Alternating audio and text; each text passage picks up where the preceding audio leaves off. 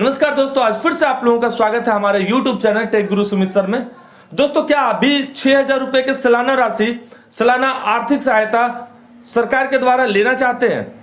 तो आपके लिए बहुत बड़ी खुशखबरी है, क्योंकि पीएम किसान सम्मान निधि योजना 2026 का ऑनलाइन फॉर्म भराना चालू हो चुका है, जिसे आप घर बैठे अपने मोबाइल से मात्र 5 मिनट में भर सकते हैं। तो वीडियो को बिना स्किप किए पूरा देखिएगा, ताकि आप बिना गलती किए पीएम किसान सम्मान निधि योजना का फॉर्म भर सके।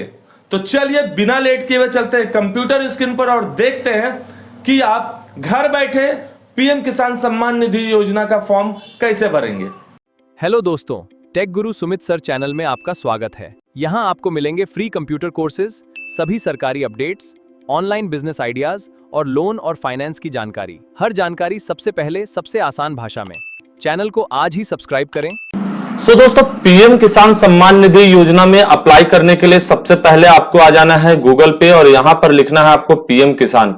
जैसे ही पीएम किसान लिखेंगे आप, यहां पर एक पीएम किसान लिखा हुआ आएगा, इस पर आप जैसे ही क्लिक करते हैं आपके सामने फर्स्ट वाला जो लिंक है इस पर आपको क्लिक करना है। इस पर जैसे ही आप क्लिक करते हैं आपको नए पेज पे रिडायरेक्ट कर दिया जाता है, यानी कि पीएम किसान के वेबसाइट पे रिडायरेक्ट कर दिया जाता है। ऐसे इस वेबसाइट का लिंक मैंने डिस्क्रिप्शन पर दे रखा है। जैसे ही आप डिस्क्रिप्शन पर जाएंगे और वहां पर इंपोर्टेंट लिंक पर के सामने जो पीएम किसान का लिंक लिखा हुआ है उस पर जैसे ही क्लिक करेंगे आप डायरेक्ट इस वेबसाइट पे आ जाएंगे।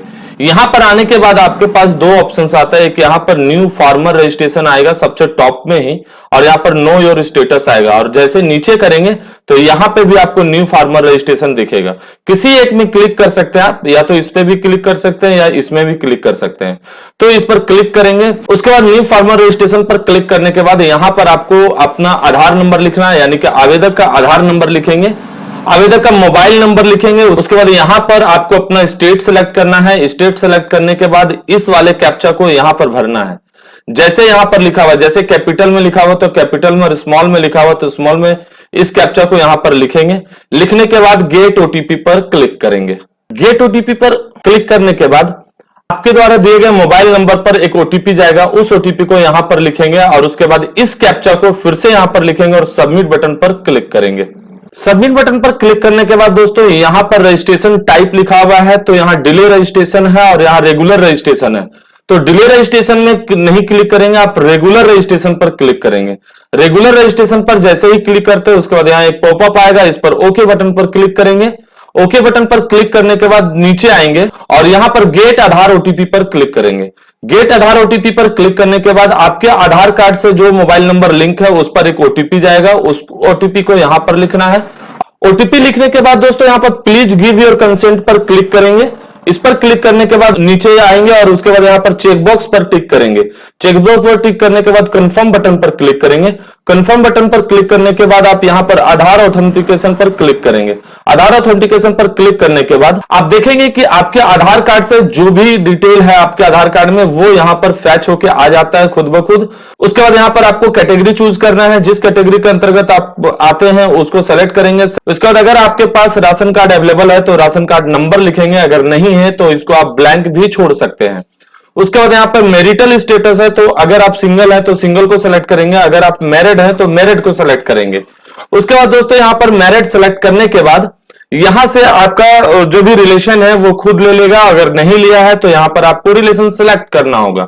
उसके बाद यहां पर आपको स्पाउस नेम, यानी कि पिता का या पति का नाम लिखना है यहां पर। उसके बाद उनका यहां पर आधार नंबर लिखेंगे। आधार नंबर लिखने के बाद डेमो ऑथेंटिकेशन पर क्लिक करेंगे। डेमो ऑथेंटिकेशन पर क्लिक करने के बाद दोस्तों यहां पर देख सकते हैं कि मेरा डेमो ऑथेंटिकेशन सक्सेस हो चुका है। उसके बाद नीचे आएंगे और यहां पर देखेंगे कि मुझे लैंड का डिटेल पूछा जा रहा है, तो यहां पर जमीन का डिटेल आपको लिखना है। अगर आप ग्रामीण एरिया से बिलोंग करते हैं तो रूरल को सिलेक्ट करेंगे, अगर आप शहरी एरिया से बिलोंग करते हैं तो अर्बन को सिलेक्ट करेंगे। तो अभी हम रूरल को सिलेक्ट करते हैं। उसके बाद यहां पर डिस्ट्रिक्ट को सिलेक्ट करना है। डिस्ट्रिक्ट सिलेक्ट करने के बाद यहां पर सब डिस्ट्रिक्ट को सिलेक्ट करना है।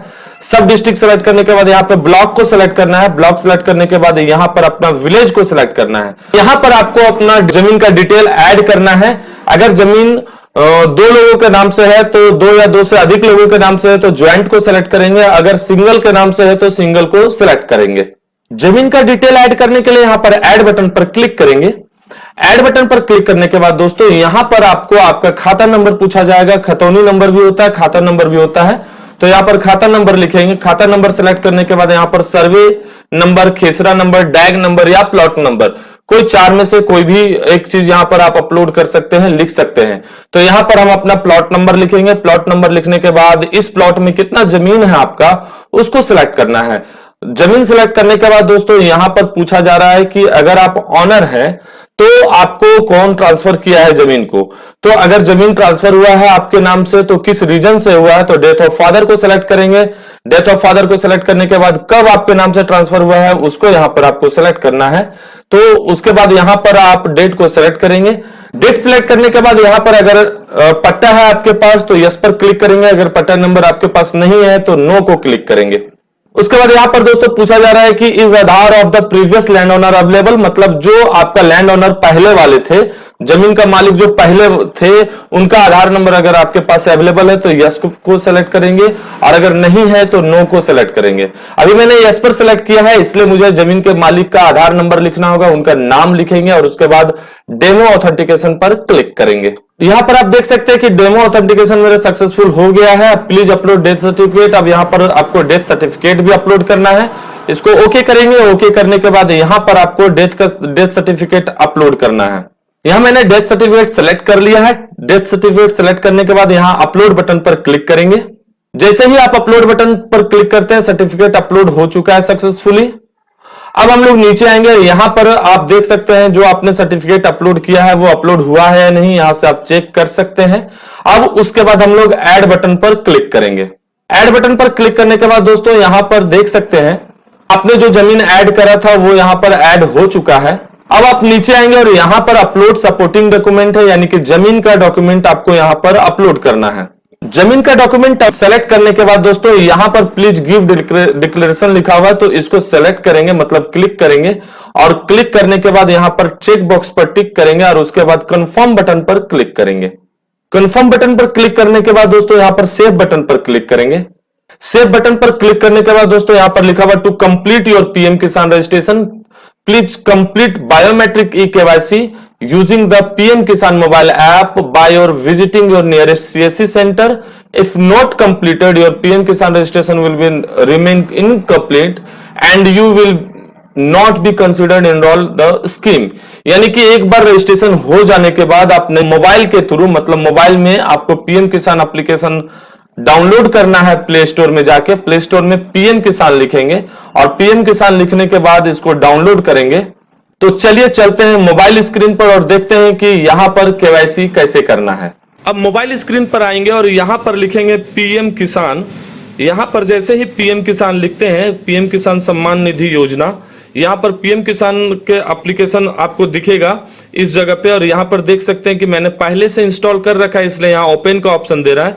आप इस पर क्लिक करेंगे और उसके बाद यहां पर इंस्टॉल का ऑप्शन आएगा, इंस्टॉल पर क्लिक करेंगे। इंस्टॉल हो जाने के बाद ओपन करेंगे। ओपन करने के बाद यहां पर नेक्स्ट बटन पर जाएंगे। नेक्स्ट पर क्लिक करने के बाद यहां पर अपडेट मोबाइल नंबर और लॉगिन लिखा हुआ है तो आप यहां पर लॉगिन पर क्लिक करेंगे। लॉगिन पर क्लिक करने के बाद यहां पर बेनिफिशियरी पर क्लिक करेंगे और उसके बाद यहां पर आधार नंबर लिखेंगे। आधार नंबर लिखने के बाद फेशियल ई-केवाईसी लॉगिन पर क्लिक करेंगे और उसके बाद यहां पर टिक करेंगे। टिक करने के बाद स्कैन फेस पर क्लिक करेंगे और इस तरीके से आप अपना केवाईसी कर सकते हैं। केवाईसी करने के बाद आप सक्सेसफुली रजिस्टर्ड हो जाएंगे। अब आ जाएंगे आप कंप्यूटर स्क्रीन पर और यहां पर आप देखेंगे नो योर स्टेटस लिखा हुआ, तो यहां पर नो योर स्टेटस में जाके अपना यहां पर रजिस्ट्रेशन नंबर लिखेंगे। अगर बाय द वे आपको रजिस्ट्रेशन नंबर नहीं मिल पाया तो यहां पर नो योर रजिस्ट्रेशन पर क्लिक करेंगे। नो योर रजिस्ट्रेशन पर क्लिक करने के बाद यहां पर अपना मोबाइल नंबर या आधार नंबर लिखेंगे। यहां पर आप अपना मोबाइल नंबर या आधार नंबर लिखेंगे। मोबाइल नंबर लिखना है तो मोबाइल को सेलेक्ट करिए, आधार नंबर लिखना है तो आधार को सेलेक्ट करिए। फिर इस कैप्चा को यहां पर लिखेंगे और उसके बाद गेट मोबाइल ओटीपी पर क्लिक करेंगे। ओटीपी सबमिट करने के बाद आपके पास रजिस्ट्रेशन नंबर आ जाएगा। रजिस्ट्रेशन नंबर आने के बाद आप यहां से अपना स्टेटस सक्सेसफुली चेक कर सकते हैं, या तो आप यहां पर नो योर स्टेटस पर क्लिक करके भी चेक कर सकते हैं, या फिर आप यहां पर नो योर स्टेटस पर क्लिक करेंगे तो यहां से भी आप चेक कर सकते हैं। सर्च करने के बाद आपको पूरा डिटेल यहां पर दिख जाएगा कि कहां तक आपका एप्लीकेशन अप्रूव हुआ है, नहीं हुआ है। तो आशा है कि आज का वीडियो आपको काफी पसंद आया होगा। अगर वीडियो पसंद आया होगा तो एक लाइक करेंगे, वीडियो को अपने दोस्तों के साथ शेयर करेंगे, और अगर आपको इसमें किसी तरीके का परेशानी होता है तो आप कमेंट बॉक्स पर जाके पूछ सकते हैं। तो चलिए दोस्तों, मिलते हैं नेक्स्ट इसी तरीके के इंफॉर्मेटिव वीडियो में। तब तक के लिए जय हिंद, जय भारत।